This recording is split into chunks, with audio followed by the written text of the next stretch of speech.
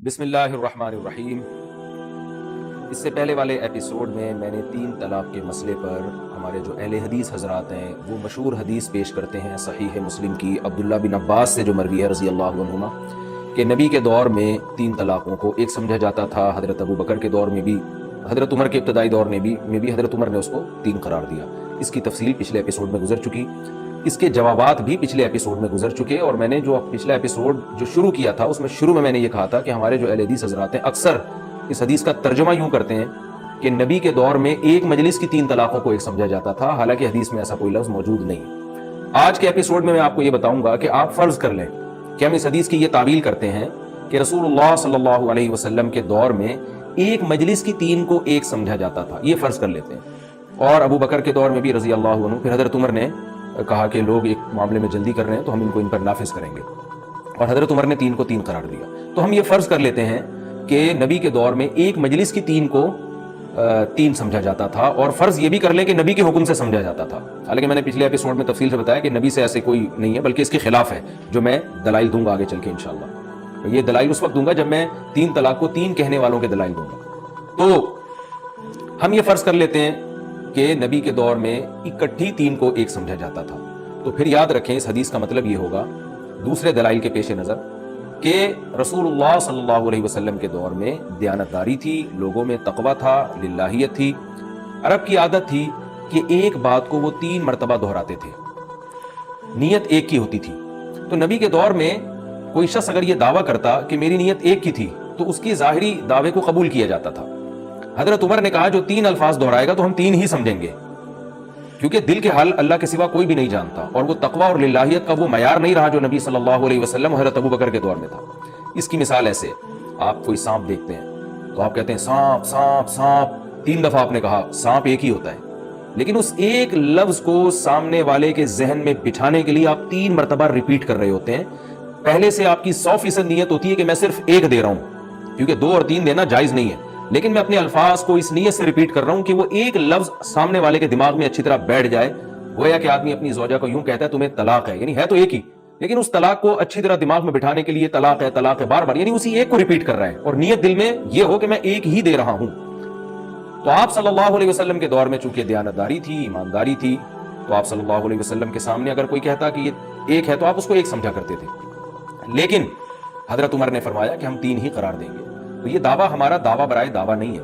اس دعوے کی ہمارے پاس مضبوط دلیل بھی موجود ہے۔ سب سے پہلے میں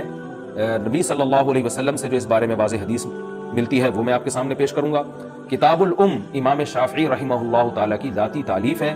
امام شافعی رحمہ اللہ تعالیٰ اس میں بالکل بے غبار سند کے ساتھ، صحیح سند کے ساتھ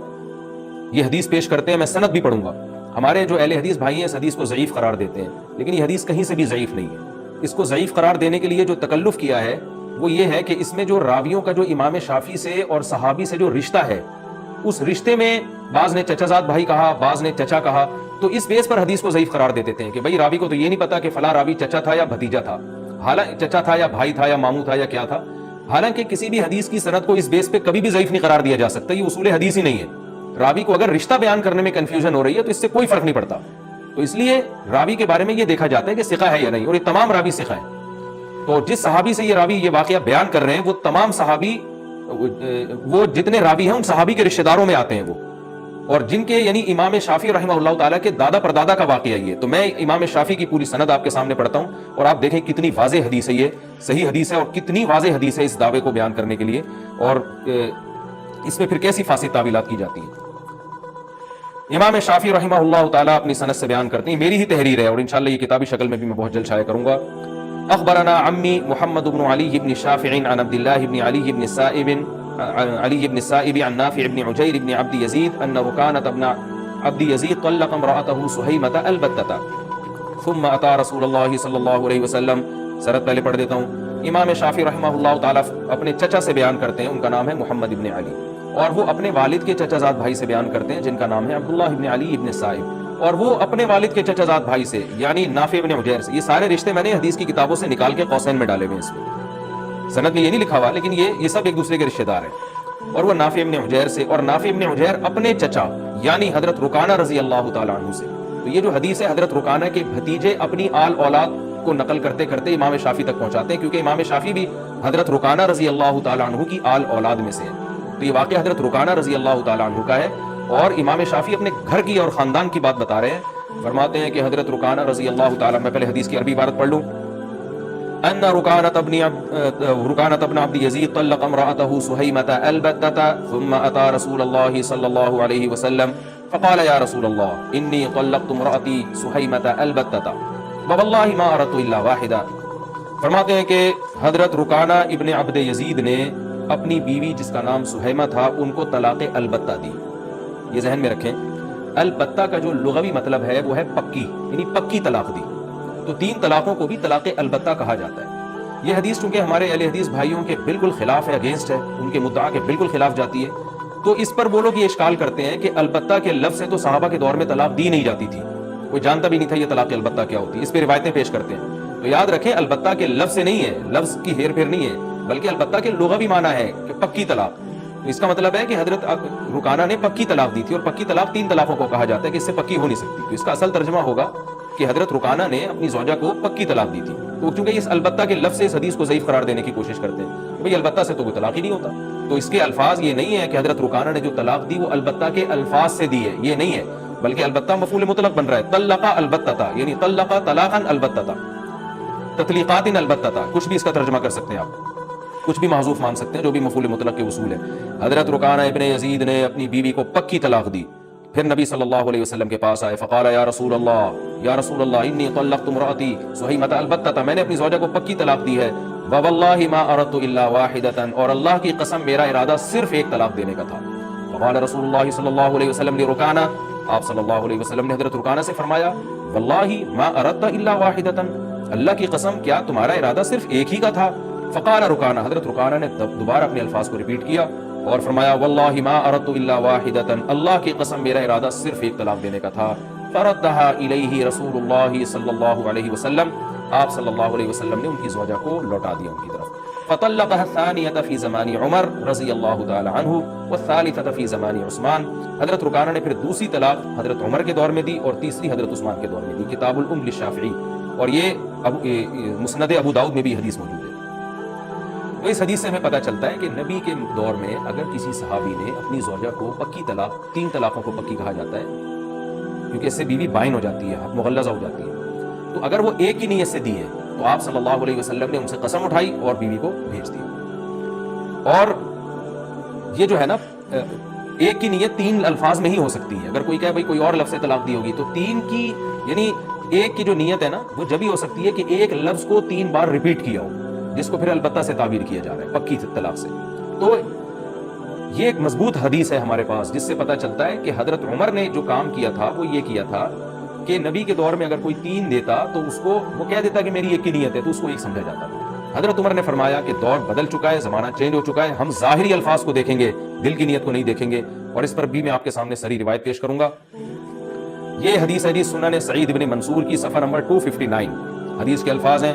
قال سعید بن منصور حدثنا خالد بن عبد الله بن سعيد الجريري عن الحسن عن أن عمر بن الخطاب رضي الله عنه كتب إلى أبي موسى الأشعري رضي الله عنه لقد هممت أن أجعل إذا طلق الرجل امرأته 3 في مجلس واحد أن أجعلها واحدة ولكن قواما جعلوا عن أنفسهم فألزم كل نفس ما ألزم نفسه، جعلوا على أنفسهم هنا چاہیے، من قال لامرأته أنت علي حرام فهي حرام، ومن قال أنت بائنة فهي بائنة، ومن قال أنت طالق 3 فهي 3۔ سعید ابن منصور اپنی سند سے پیش کرتے ہیں کہ حضرت عمر بن خطاب رضی اللہ تعالی عنہ نے حضرت ابو موسیٰ اشعری کو خط لکھا اور خط میں یہ فرمایا کہ میرا ارادہ یہ ہوا تھا کہ اگر کوئی آدمی ایک مجلس میں بیوی کو 3 طلاقیں دیتا ہے تو میں ایک سمجھوں، لیکن لوگ اپنے اوپر خود ہی پابندیاں لگا رہے ہیں، خود ہی مشکلات میں اپنے آپ کو ڈال رہے ہیں۔ فَأُلْزِمُ كُلُّ نَفْسٍ مَا أَلْزَمَ نَفْسَهُ، جو آدمی اپنے اوپر خود ایک لازم کرے گا اپنے اوپر کوئی چیز تو ہم بھی لازم کر دیں گے، یعنی جیسا وہ اپنے آپ کو خود ٹینشن میں ڈال رہا ہے تو ہم بھی ڈالیں گے، جو بامحاورہ ترجمہ ہوگا اس کا۔ آگے فرمایا، من قال لامرأتی انت علی حرام، جس نے اپنی بیوی سے کہا کہ تو مجھ پر حرام ہے، فہی حرام، تو وہ حرام ہی سمجھی جائے گی۔ ومن قال انت بائنۃ، جس نے کہا کہ تو مجھ سے جدا ہے، تو وہ نکاح ہم اس کا یہ سمجھیں گے کہ ٹوٹ گیا نکاح۔ ومن قال انت طالق 3، جس نے کہا تجھے 3 ہے تو ہم 3 ہی سمجھیں گے اس کو۔ تو اس سے صاف پتہ چلتا ہے کہ 3 مثالیں دی ہیں اس روایت میں۔ ایک مثال یہ دی گئی ہے کہ پہلی بات تو میں بتا دوں، اس حدیث کی سند کمزور ہے، یہ واقعے کی، اور یہ بہت کمزور سند ہے، تو اس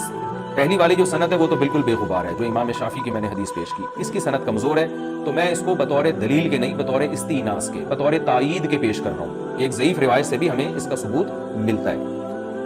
وہ سند کیا ہے؟ سند کمزور اس لیے ہے کہ حضرت حسن بصری رحمہ اللہ تعالی نے حضرت ابو موسیٰ اشعری کا زمانہ نہیں پایا، اور لہذا جو ہے نا یہ سند میں اتصال نہیں ہے، تو یہ حدیث مرسل ہے۔ مرسل حدیث احناف کے ہاں جو ہے وہ چند شرطوں کے ساتھ قبول ہے، اور بہت سے حضرات اس کو حجت نہیں مانتے۔ تو احناف کے ہاں تو سب سے پہلی شرط یہ کہ دلائل قطعیہ کے خلاف نہ ہو۔ بہرحال اس حدیث کے الفاظ کیا ہیں کہ لوگ، اگر کوئی شخص یہ کہے گا کہ تم مجھ پر حرام ہو، بیوی سے کہے گا تو ہم حرام ہی سمجھیں گے۔ کیا مطلب؟ حرام کے لفظ میں دو احتمال ہیں۔ بعض دفعہ کسی حلال کو اپنے اوپر حرام کیا جاتا ہے قسم کی نیت سے،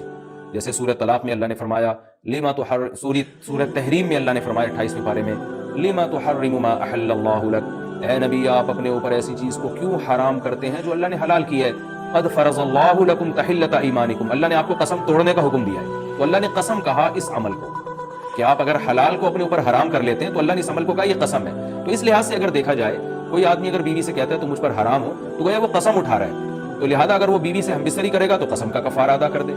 لیکن اس میں دوسرا عنصر بھی ہے کہ تم مجھ پر حرام ہوگا، مطلب یہ کہ تمہارا میرا نکاح ختم، کیونکہ جیسے اجنبی عورت حرام ہوتی ہے تو ایسے بھی تم حرام۔ تو حضرت عمر نے فرمایا جو یہ کہے گا نا تم مجھ پر حرام ہو، تو اس کا مطلب ختم نکاح،